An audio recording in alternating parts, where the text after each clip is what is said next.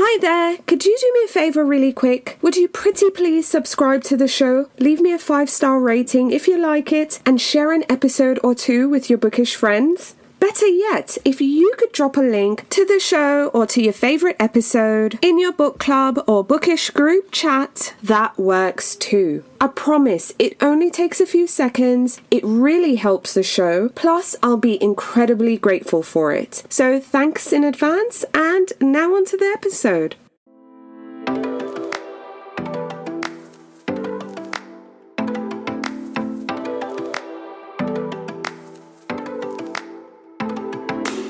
Hello, I'm Victoria from Biblio Lifestyle, and you're listening to the Reader's Couch podcast, the show that will help you bridge the gap between living a full and busy life to one where you're reading, learning new things, and having fun. In today's episode, I will be sharing 3 classic novels that are better read in summer. So if you're looking to add some great books to your TBR, stay tuned. Where were you the last weekend of April 2023? Well, I don't know about you, but hundreds of readers and myself had a fantastic 3 days at the Spring-Summer EPIGRAPH Literary Festival. It was really a great time. Oh my gosh. Authors were sharing about their new books. I was laughing so hard during the happy hours, and I learned so many new things at our lifestyle-themed sessions. So, if you missed the festival, or you want to relive the highlights, visit epigraphlitfest.com and select replays. That's epigraphlitfest.com and select replays. Your TBR will explode, you'll learn a thing or two, and you'll have lots of laughs, especially at those happy hour sessions. So go to epigraphlitfest.com and select replays. Well, hello there, and welcome to another episode of the Reader's Couch podcast. I'm your host, Victoria Wood, and in today's episode, I will be sharing 3 classic novels that are better read in summer. So if you're looking to add some great books to your TBR, this episode is just for you. Now, if you want to add even more books to your TBR, specifically new contemporary books to read this summer, subscribe to the weekly newsletter to get your free copy of the 2023 Summer Reading Guide, the Paperback Guide, and our Beach Reads list, all delivered to you over email. So visit bibliolifestyle.com and subscribe to the weekly newsletter. That's bibliolifestyle.com and subscribe to the weekly newsletter.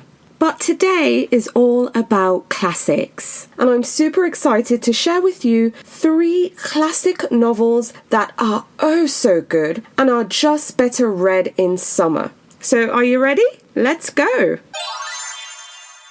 Now, the first book on my list is an incredibly popular book, and odds are you've already read it. And if you haven't read it yet, you've probably watched the film adaptation with Leonardo DiCaprio and Tobey Maguire. Yes, you've guessed it, it's The Great Gatsby by F. Scott Fitzgerald. Now, if you've already read the book, I'm going to make a case for you to reread it. And if you haven't read it yet, I'm going to tell you why you should add it to your TBR and specifically add it to your summer reading list. Now, in The Great Gatsby, at the heart of the story is Jay Gatsby, a mysterious figure who throws these extravagant parties in his mansion in Long Island. Now, the narrator of the novel is his neighbour, Nick Carraway, and he becomes fascinated with Gatsby's charm and his charisma, and he's drawn into Gatsby's world. Now, as the story unfolds, we learn more about Gatsby's past, his obsession with Daisy Buchanan, a wealthy socialite who happens to be Nick's cousin, and we also get clarity on how Gatsby attained his wealth and social status.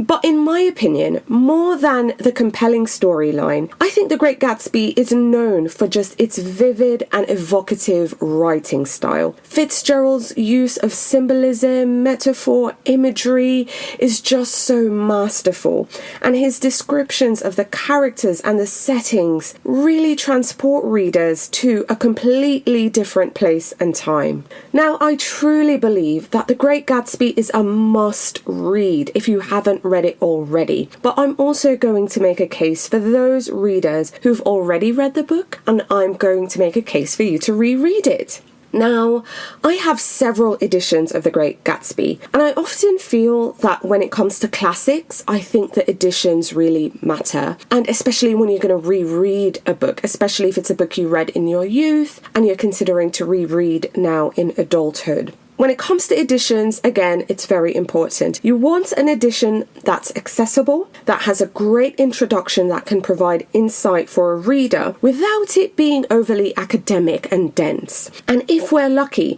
we'll also get an edition that also includes thought-provoking questions. Now, I recently reread The Great Gatsby, I think about 2 months ago, and the edition I picked up is the Modern Library edition. So it's the Modern Library, it's from Random House, and this is the edition I recently reread. And I have about 6 editions of The Great Gatsby, not including this one. Now, the reason I'm making a case for this book is, number one, it's a paperback. It has a great cover. The price point is low, but more importantly, I was taken aback by the introduction. And the introduction in the Modern Library edition is by Wesley Morris. And on the back, it says, Wesley Morris is a Pulitzer Prize winning journalist and critic. Now, true story. When I was deciding to reread The Great Gatsby, I took it up late one evening and I was like, okay, let's dive into it. But before going straight to the novel, I read the introduction. And because I read the introduction, it made me set the book aside and not start it that evening, but instead wait until the following morning. Now, I'm going to read the first paragraph of the introduction so you can understand why. Now, again, this introduction is by Wesley Morris, and this is the first paragraph. Why do we keep reading this book? Why do some of us keep taking our time reading this book? F. Scott Fitzgerald kept it short. A week is unwarranted. It should be consumed in the course of a day, 2 at most. Otherwise, all the mystery seeps away, leaving J. Gatsby lingering, ethereal but elusive, like cologne someone else is wearing. Okay, that is the first paragraph. The only other thing I'm going to add are the first 2 sentences of the second paragraph, and they are, I have read this book 4 times, and only in this most recent time did I choose to attack it in a single sitting. And this is the introduction. That's the first paragraph and the first 2 lines of the second paragraph. And when I read that, I read the introduction in its entirety, and then I set the book aside and I did not start it again that evening. I waited till the following day. Unfortunately for me, that was a Sunday, and I read the entire book in one day. And wow, it was an absolute fever dream of a novel. And yeah, I think it should be read in a day. So I'm making the case for you to reread this book and trusting my judgment, but also the judgment of Wesley Morris, who did the introduction. Another reason why I'm advocating for this edition is because at the end of the book, there is a reader's guide. There's some great questions and topics for discussion there in the back. It also offers point of views of different scholars, lots of people much brighter than me. And, you know, it's going to challenge you to think of Gatsby in a different light. I'm not going to spoil it and tell you what it is. I'm just going to say, if you've read this book already, I challenge you to reread it. Reread this edition, read the full introduction by Wesley Morris, and at the end, read the discussion questions that are in the back. But most importantly, save this one for a day. Maybe you're at the beach, you're at the park, you have a day off, you're on your couch, you're on the sofa, you're in bed, but read this book in one day. That's the challenge. If you're lucky, you can read it in a sitting. It's very possible. This book comes in under 160 pages. It's 158 to be exact, so it's doable. And if you haven't read Gatsby yet, pick up this book. You're already ahead of the game. Read it in one sitting. At the end, read the discussion questions and find someone who's read this book. And if you have this edition and if you've gone through these discussion questions, send me an email. I want to hear from you. I also want to hear from you if you've taken the challenge to read it this summer. So book 1 on the list is The Great Gatsby by F. Scott Fitzgerald. Okay, book 2 on the list is a personal favourite. I've read this book twice, I'm due a reread, and it's Giovanni's Room by James Baldwin. Now, Giovanni's Room is a captivating novel written by Baldwin that explores the complex themes of identity, love, and societal expectations. Now, this story is set in 1950s Paris, and it revolves around the life of David, a young American man who's struggling to come to terms with his sexuality.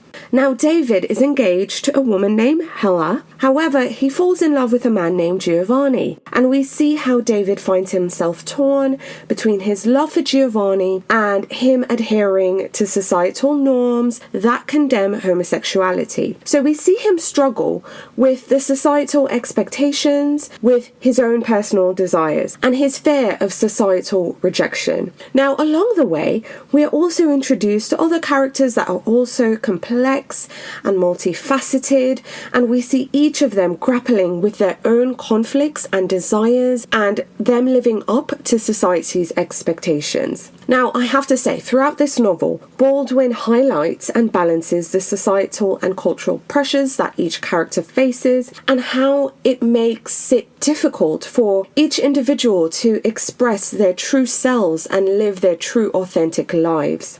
But honestly, I think the brilliance with this novel is the writing. Baldwin's prose is just so vivid and transportive, and it does a really great job at capturing the emotional turmoil of the characters, and it does so with just great depth and sensitivity. And Baldwin is also able to delve into the psyche of each characters, and he exposes their vulnerabilities and their fears in just such a very beautiful way. Now, as we read this book, you will be transported to 1950s Paris, which was also a time of great societal upheaval and cultural change. And most importantly, we also get to see just the enduring power of love, even in the face of adversity. Now, I think Giovanni's Room is incredibly powerful, it's incredibly thought-provoking, and I think it just tackles these universal themes that will never get old, themes of love, desire, and self-discovery. And it will also challenge you as the reader on your own biases and thoughts. And again, Baldwin is just such a master with prose and, being able to transport you and just exposing the vulnerabilities of his characters. So, I really hope you'll give this book a go. I think it's better read in summer, and that is Giovanni's Room by James Baldwin. Alright, book 3 on the list. I think this book is incredibly popular. It's a personal favourite of mine. My nan absolutely loved it. My paternal grandmother, she was an avid reader. That's where my love for reading began, with my paternal grandparents, quite honestly. But she absolutely adored Patricia Highsmith, loved this book, and it is The Talented Mr. Ripley by Patricia Highsmith. I think this book is incredibly popular. Probably not as popular as Gatsby, of course, but it too had a film adaptation, and this one starred Matt Damon. And while my husband was not a fan of the Gatsby adaptation, we both watched and absolutely loved The Talented Mr. Ripley. I think it was a late 90s film, I don't remember, but we watched it, we loved it. Now, The Talented Mr. Ripley is a psychological thriller suspense novel that really delves into the complex mind of its main character, Tom Ripley. Now, if you are a reader and lover of psychological thrillers, if you haven't read this book, what are you doing? You need to add this book to your reading list and add it this summer, because I think it's a book better read in summer. Now, the story begins with Tom Ripley, a young man struggling to find his place in the world. But by happenstance, he's offered a job by a wealthy businessman. And this job is to travel to Italy and persuade the businessman's son to return to the United States. Sounds pretty simple, right? Go to Italy, persuade his son to come back, and you have a big payday. However, when Tom gets to Italy and he meets his son, the charming and privileged Dickie, he becomes infatuated with Dickie's lifestyle and just how carefree he is. He begins to obsess with him, and he also finds himself desperate for Dickie's approval. Now, as Tom becomes more and more engrossed and enmeshed in Dickie's lifestyle, one, he forgets the reason why he's there, which is to get Dickie to come back to the United States. But also, as he becomes more entrenched, the lines between reality and fantasy really start to blur. And we see Tom commit a series of atrocious acts, including murder, in order to maintain his connection with Dickie and to maintain this lifestyle he's become so obsessed with. But it gets worse, and this leads him down a dangerous and deceptive path as he tries to keep his secret hidden from Dickie's family and friends and loved ones. Now, I'm telling you, the tension and suspense throughout this novel is just masterful. Patricia Highsmith does an amazing job at creating the unease and the tension throughout. And the lies and deception start to snowball, and it leads to a suspenseful and dramatic, but also memorable conclusion. Again, if you're a lover of psychological thrillers, mysteries and suspense, you have to read this one. Patricia Highsmith just keeps you on the edge of your seat as you try to navigate Tom's twisted mind and unravel the lies that he spills over time in order to keep all of his misdeeds a secret, and as he assumes this identity to live what he considers a charming, easy and privileged life. And I'm telling you, that ending, oh my gosh, that ending. And this was a book I think was published in the 50s. Don't quote me, I don't remember, and I should have researched this before. But for that time, my gosh, I think, this was just a blueprint of tightly woven suspense and tightly plotted novel. It's just so well done. She's a master storyteller. You need to add this book to your reading list. Again, I think it's better read in summer, and that is The Talented Mr. Ripley by Patricia Highsmith. Alrighty readers, that's it. 3 books, 3 classics that are better read in summer. Book 1 is The Great Gatsby by F. Scott Fitzgerald. Book 2, Giovanni's Room by James Baldwin. And Book 3, The Talented Mr. Ripley by Patricia Highsmith. I hope you discovered some new books today, or you were reminded of books that you've been meaning to read for some time now, of these 3 classic novels that I truly believe are better read in summer. As a reminder, if you're looking for new and contemporary books to read this summer, subscribe to the weekly newsletter to get your free copy of the 2023 Summer Reading Guide, the Paperback Guide, and the Beach Reads list. So visit bibliolifestyle.com and subscribe to the weekly newsletter. That's bibliolifestyle.com and subscribe to the weekly newsletter. Alrighty readers, that's all for now. Thanks for being here, thanks for listening, and I'm looking forward to talking with you again soon. Bye for now. Thank you so much for listening to the Reader's Couch podcast. Please subscribe to the show, share it with a friend, and take a few seconds to leave a rating and review. Until next time, stay lounging, stay reading, and whenever you're in doubt, go straight to your local bookstore or library. Thanks again for listening, and happy reading.